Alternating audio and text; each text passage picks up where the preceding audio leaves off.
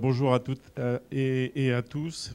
Et merci Finance Innovation pour l'organisation de cette journée.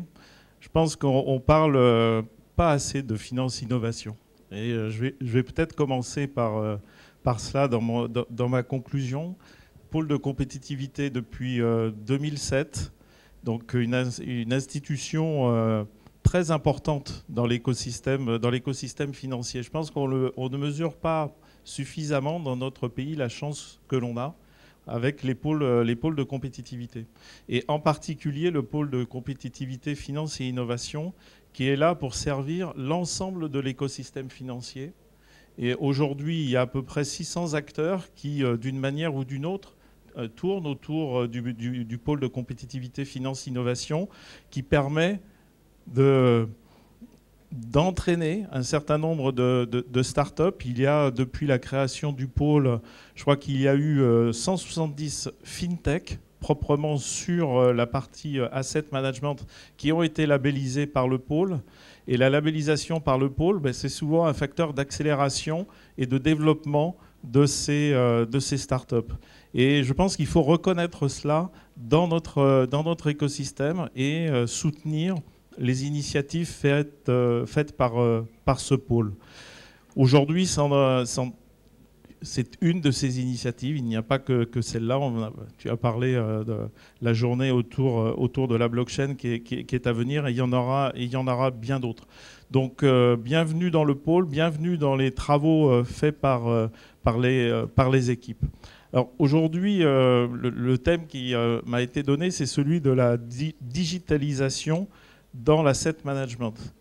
C'est un vaste sujet, et je pense que ce sujet, il a dû démarrer il y a à peu près 40 ans, quand on est passé d'une obligation, c'était ça, c'était un bout de papier, une action, c'était ça, et on a commencé à transformer ça.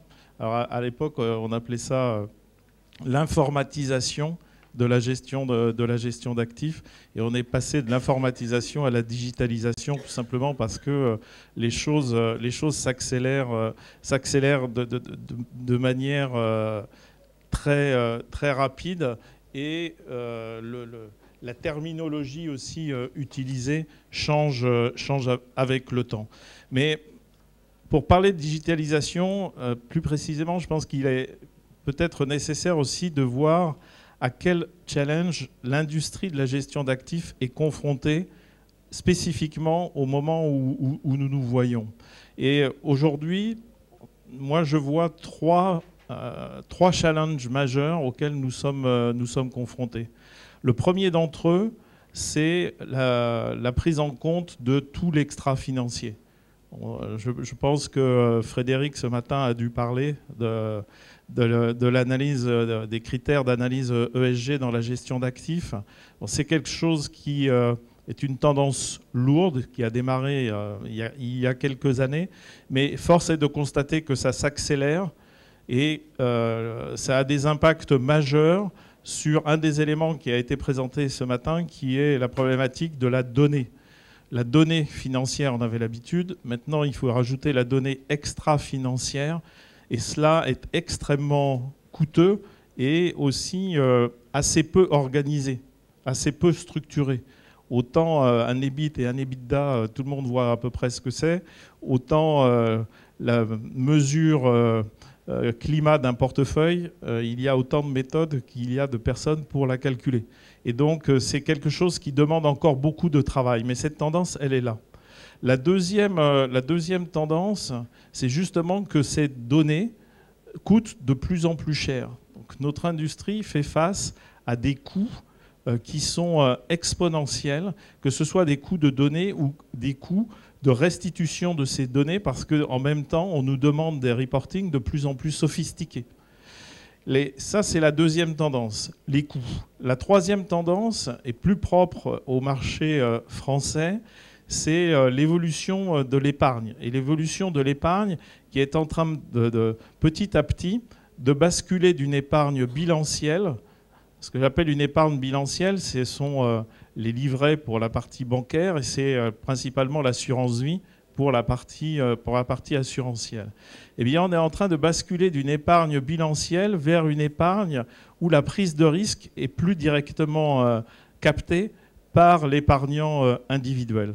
Et ces trois mouvements ont forcément un impact sur la façon d'exercer notre métier et donc cette nécessité de digitaliser de plus en plus notre industrie, à la fois pour traiter les données, pour essayer de les traiter le moins cher possible, pour bâtir et faire descendre notre base de coûts en l'amortissant sur des bases d'actifs plus larges, et puis enfin pour accéder à cette clientèle individuelle, ce qui n'était pas quelque chose de naturel jusqu'à présent pour les sociétés de gestion, puisqu'on est intermédié la plupart du temps, soit par un distributeur bancaire, soit par un distributeur assurantiel ou autre.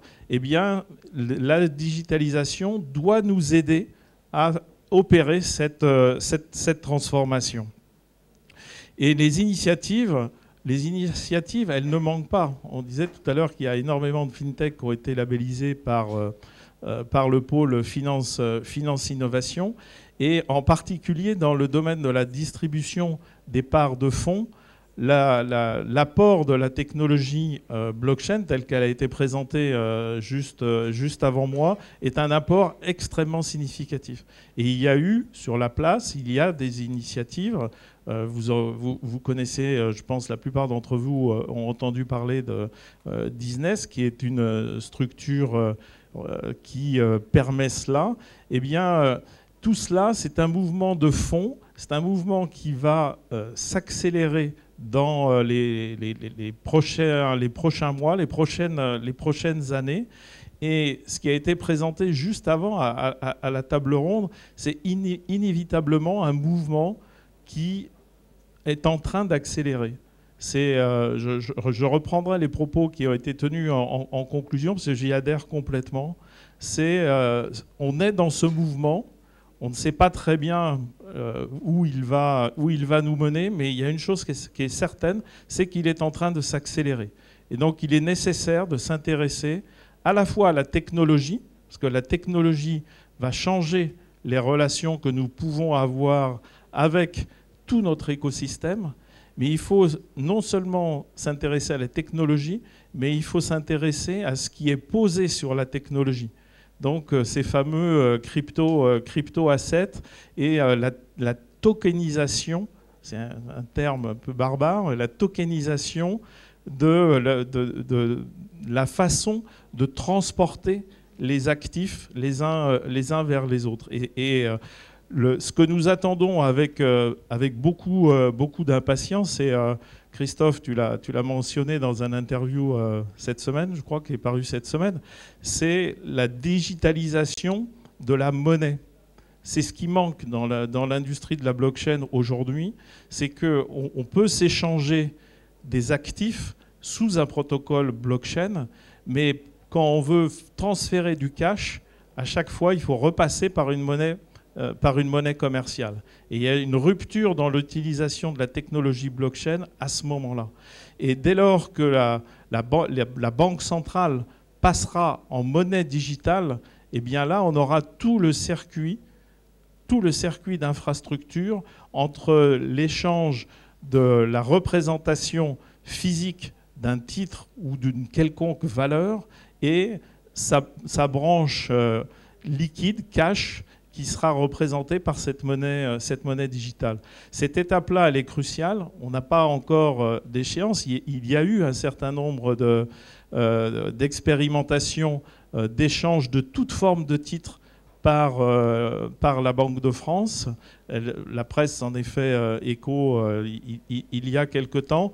Et maintenant, véritablement, ce qui nous manque et ce que nous appelons de nos voeux, c'est la réalisation. C'est ce passage.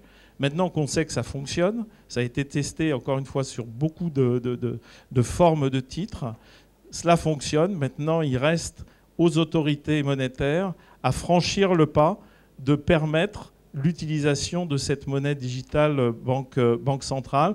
Et une fois que cela aura été fait, je pense qu'une étape fondamentale dans l'utilisation de l'infrastructure, de la technologie blockchain et des crypto-assets aura été franchi à ce moment-là. Et encore une fois, nous espérons que cette étape interviendra le plus rapidement possible. Voilà, je pense que je voudrais conclure là-dessus parce que l'heure avance et c'est l'heure de l'apéritif, c'est la pire heure avec celle de la reprise après le déjeuner. Mais juste pour vous dire que ce phénomène de digitalisation, il ne s'arrêtera jamais. Il n'est que le fruit de l'évolution de notre propre industrie. Voilà, écoutez, je vous remercie et puis je vous invite à partager le cocktail.